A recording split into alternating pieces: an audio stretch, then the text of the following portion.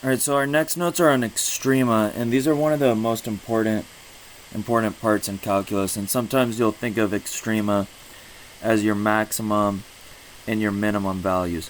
So we have a little bit of notes, and if you're writing down, you might want to pause the video and just write some of this stuff down. But we have a lot of new vocab words, and we're going to need to be familiar with all of these vocab words. We're going to be using them a lot. So anytime you hear the word extreme value or extrema, we're thinking about the maximum and the minimum values of our function. And again, when we're thinking of that word value, that's always the y value. So it's our maximum y value would be our highest y value. Like this point up here would be a maximum, and this point down here would be a minimum. And so those would be called extreme values or extrema. Another word, if we have a minimum, then we also can call that a global minimum or an absolute minimum. It's the absolute minimum point on that graph. Same thing with maximum, we could call it a global maximum or an absolute maximum or max. When we get into this, I want to make sure we know the difference also between an open interval, which is a curve that we define from negative infinity to positive infinity, or all real numbers, and a closed interval, which is only defined on some interval from a to b, and actually usually we'll close this including the endpoints. So from a to b, that's a closed interval. And just a couple examples of that open and closed interval. If we think of the graph y equals x squared, let's say plus 2, on an open interval, that means we're just going to go up 2, and then we just graph this, and you can just plot your points. And on an open interval, we draw arrows, and it keeps going on and on forever. Okay, and the important piece here is that on an open interval, you do not need to have a maximum and a minimum. In this case, we have a minimum value, so that would be our absolute minimum, but there is no absolute maximum. Okay, and sometimes you have no maximum and no minimum. For example, if you had a graph like just y equals x, then it keeps going up and up and up forever. There's no maximum and no minimum. Okay, now we can also close this interval. So if we take the same graph, y equals x squared plus 2, and now we decide that we're going to close it on the interval, let's say from -1 to +2. Now when we graph this, we only go out to -1, and we only go to +2 on our x-axis. And so when we're doing this, we're going to see that we graph this, right? We start off at +2, left 1, up 1, up 1, and then this point will go out to here. So in this case, our graph only goes to here, and then it stops there. And since we have brackets, these are closed in circles. And we can see here on a closed interval, you always have one absolute max and one absolute minimum. And sometimes these can occur at the endpoints, and sometimes they don't. So in our case, our lowest y value is right here. That's going to be our absolute minimum. And the highest point we get to is at one of the endpoints. That's our absolute maximum. And so this one, our maximum did occur at one of the endpoints, and our minimum didn't. Sometimes they can both be at endpoints. Sometimes neither of them would be at an endpoint.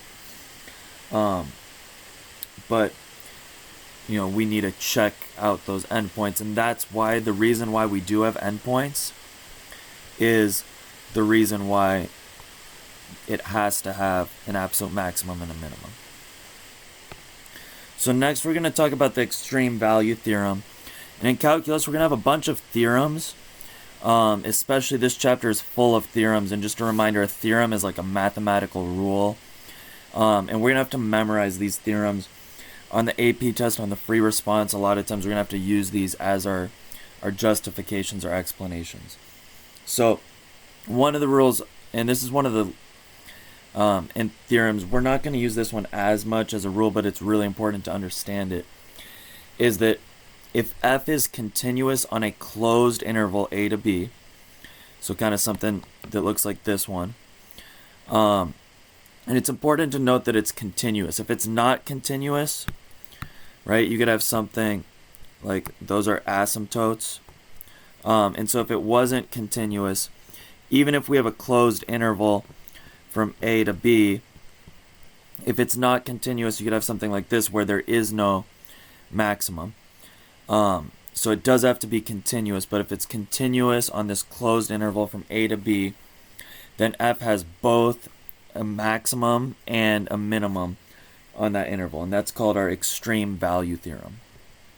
Now the next thing I want to talk about is, like, if we have this graph here, this graph f, we'll call it f, and I want to talk about if we have multiple values that appear to be maximums and minimums. So when we look at this graph, if we come up here, you notice that the graph it decreases on both sides. So if we just kind of localize, we just look at that spot there, then this point here in green is a maximum. So on both sides of it, our graph decreases. And it's kind of at the peak of a hill. And so I kind of think of these as like peaks and valleys.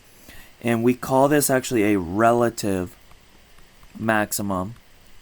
And another word for relative, sometimes we call it a local maximum. And then again down here, and the reason it's a relative maximum is it's the maximum point right there, but there is a higher point somewhere else. Again, right here at this valley, we can call that one a relative or a local min. And then up here, again, we have a higher point later on, so this will be a local max. And then at this point down here, there's no point smaller than it, so this one is our absolute minimum, because this is that very, very lowest point. And up here at this end point, that's our highest point, so that would be our absolute maximum. Now, this point over here, that end point, is pretty much nothing. Okay, we don't call it a local minimum because there is no left side to it. So to be a local maximum or local minimum, both the left and the right need to have, gone down or decreased or increased. So we can summarize this basically saying that if to the left of our point and to the right of our point the graph decreases, then it's a maximum. And if to the left of our point and the right of our point our graph increases, then it's a local minimum. And so finding these local maximums, finding these local minimums are actually really easy. And what we have to do is we have to look for what's called a critical number. And so critical numbers are points where a local maximum could exist. It doesn't mean that it does exist, but it could exist, a local maximum or minimum. So the definition of these critical numbers is that we find these critical numbers where our derivative is either equal to 0 or our derivative does not exist. And so critical numbers, if you have a critical number, it doesn't mean that there is a maximum or a minimum, but there is a rule that basically says that maximum and minimums can only occur at these critical numbers. So basically, wherever you find a maximum and a minimum, all of these points, just relative maximum and minimums, all of these points are critical numbers. Now, the endpoints, they're not critical numbers. Okay, so a critical number is where our derivative is equal to 0 or does not exist. And the reason we need to include the does not exist part is when our derivative is equal to 0, right, there's our tangent line. right at that point the derivative is equal to 0 because you can draw a horizontal tangent, then a maximum can occur there. And for does not exist, if we have something like a cusp, then we know that at that cusp, at that point, the derivative does not exist, but it still is a local max there.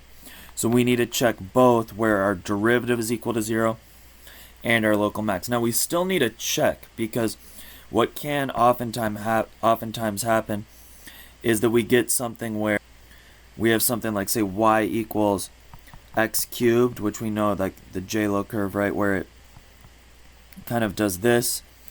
And right here, our derivative is equal to 0 right there in this middle point, but it is increasing and it just continues to increase. So here, this is actually a critical point.